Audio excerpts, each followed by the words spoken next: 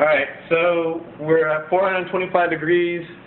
It's been about 3 minutes, 4 minutes. My steak, I like it medium rare. If I like it medium, I'd go another 3 minutes, 2 minutes. But I'm going to go ahead and pull them out right now. And I can just smell it. Okay, so what we're going to do is we're going to take that, sit it back on top. Be careful, remember, grab it with something like a nice dry towel. You don't want it wet. If it's wet, it'll start steaming and steam your hand. So what we're going to do now is put it back on high heat. Alright, my garlic's still in there. What my garlic's doing is it's infusing with my oil. And so what I'm going to do now is I'm going to take some nice butter. I don't like salted, but I'm using salted because I'm out. Take real butter though, not your margarine, not your Betty Crocker. You want real butter. And for something this big, we want to add a good amount of butter. If you're going to make a damn good steak, you might as well make it right, right?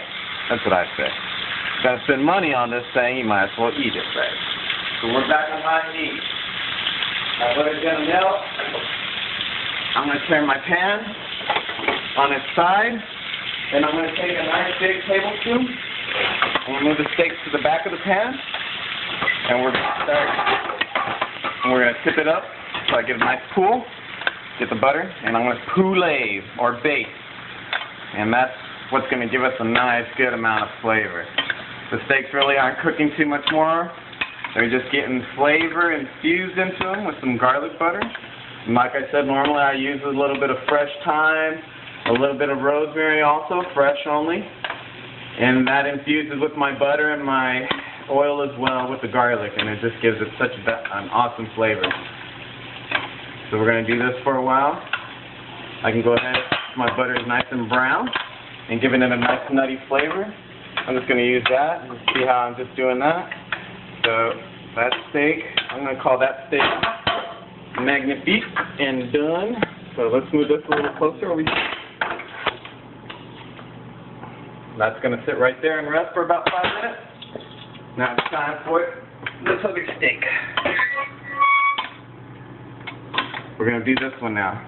Give it a nice little coating liberally of this. Don't worry if you see some of that pepper falling off when you do this. It's already been infused into the meat, so you're not going to really leave too much. Okay, so I call that one done too. Alright, let's pull that one off. Keep it from cooking anymore.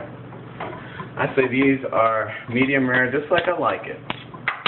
So what I'm going to do is I'm going to take this garlic out, since it's already been infused quite well with this butter and oil, salt, pepper.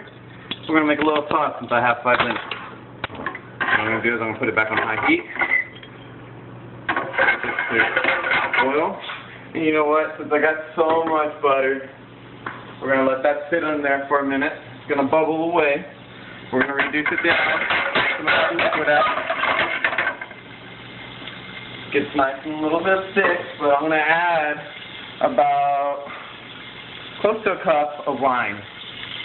Red wine. I'm doing a Merlot. We're going to mix that in. Basically what I'm going to do is I'm going to bring it up to a boil. I'm going to add some dry bay leaf. And I don't need to add any pepper or salt because it's already got it. And I don't want to reduce it too much because it's going to be too salty. But what I mean reduce is I'm going to boil it down. I'm going to bring it down to where it looks a little syrupy. And when that happens, I'm going to hit it with just a little bit of mustard.